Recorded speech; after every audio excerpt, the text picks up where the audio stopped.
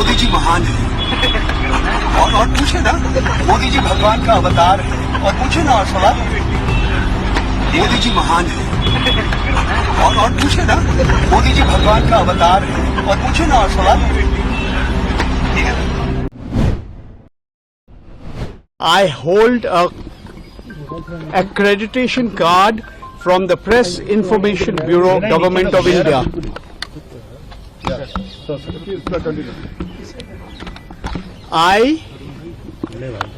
Nine police persons came to my home in Gurgaon at 6:30 in the morning. They asked me various questions. I came with them voluntarily to this place, the special cell of the Delhi police on Lodi Road. The same set of questions were asked over and over again. Am I an employee of NewsClick? I said no, I'm a consultant. They asked me how much have you been paid? I told them. They asked me all kinds of questions. Have you covered the Delhi riots? I said no. Have you covered the farmers' agitation? I said yes.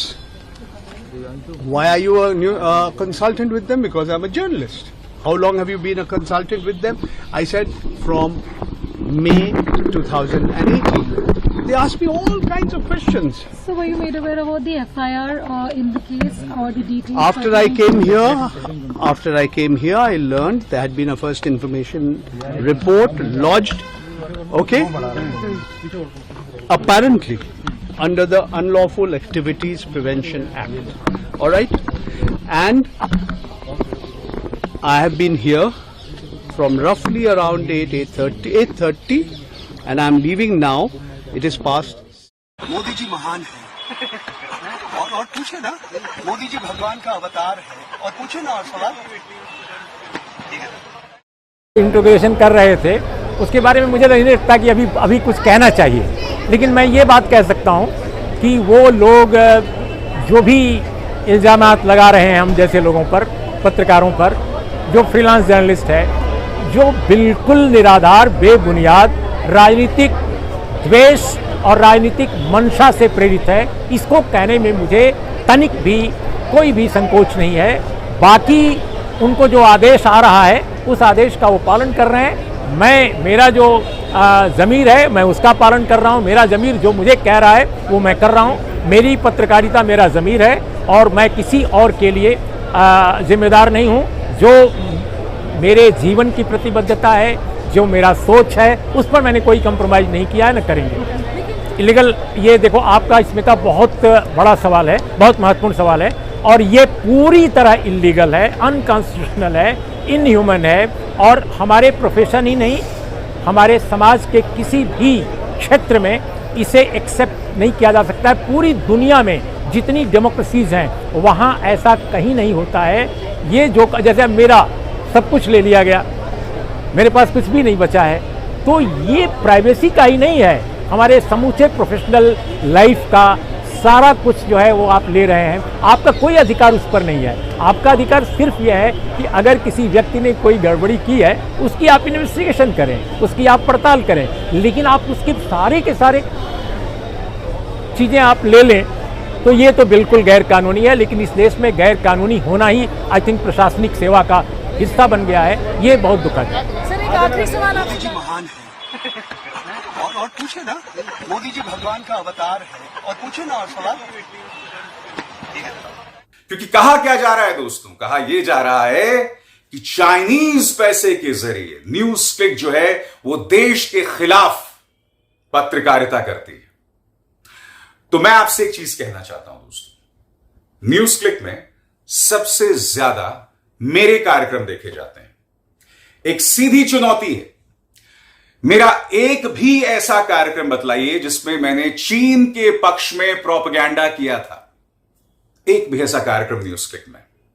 हां, मैंने चीन के ऊपर कई कार्यक्रम किए थे, मगर उन कार्यक्रमों में मैंने क्या सवाल किया था दोस्तों, इस बात पर आपको गौर करना पड़ेगा।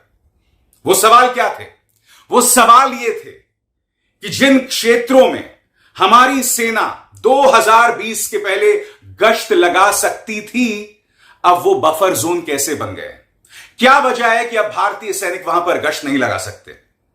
मैंने ये सवाल भी पूछा था कि आखिर 21 सैनिक कैसे शहीद हो गए? मैंने यह सवाल भी पूछा था कि 21 सैनिकों की शहादत पर मेरे प्रधानमंत्री खामोश क्यों हैं? क्या वजह है दोस्तों? वो प्रधानमंत्री जो इस देश की जनता से कहा करते थे कि चीन को लाल आंख दिखानी है, 21 सैनिकों की शहादत के बावजूद उनके मुंह से चीन तक नहीं निकला।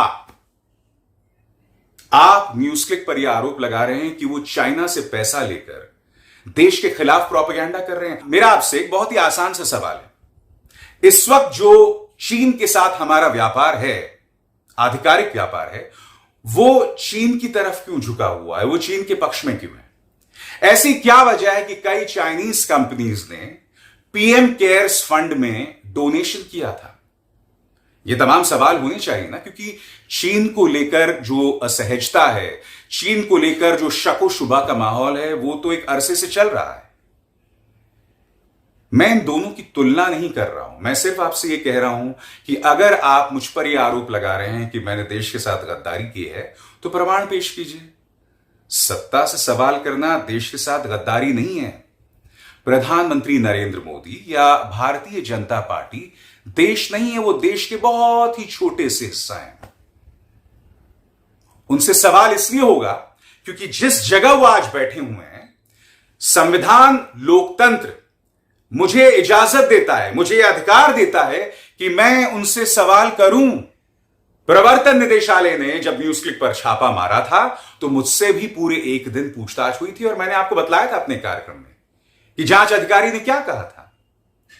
कहने का अर्थ क्या है? मेरी जिंदगी एक खुली किताब सिर्फ इसलिए नहीं क्योंकि मैं दावा कर रहा हूं, मेरी जिंदगी एक खुली किताब इसलिए भी है क्योंकि मेरे बैंक अकाउंट्स की पाई पाई की जांच भारत सरकार की तमाम एजेंसीज कर चुकी हैं, और आगे भी आप करेंगे तो मेरा आपको पूरा सहयोग रहेगा।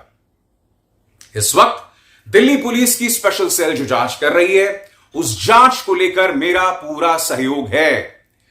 एक एक सवाल का मैं जवाब दूंगा, मगर मैं खुद सवाल पूछना बंद नहीं करने वाला। मोदी जी महान है, और पूछे ना, मोदी जी भगवान का अवतार है, और पूछे ना और सवाल।